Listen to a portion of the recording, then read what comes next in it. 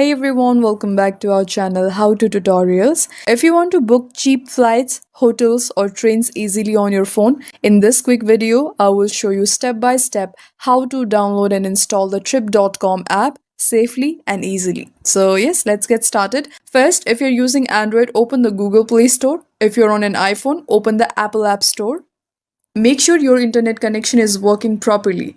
Now tap this search icon at the bottom right and use the search bar at the top and search for trip.com. Locate the official app. You will see the official app with the blue and white globe icon. You need to simply tap on it to open the app page. Now tap install if you're on Android or get if you're on iPhone. Wait for the download to finish. It might take a few seconds depending on your internet speed. Once installed, tap open to launch the app.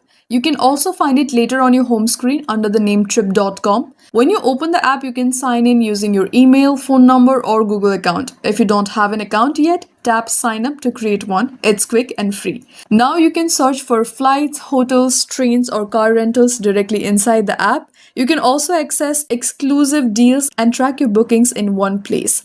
And that's how you download and install the trip.com app in 2025. If this video helped, don't forget to like, subscribe and comment below if you have any queries. Thank you for watching and I'll see you in the next one.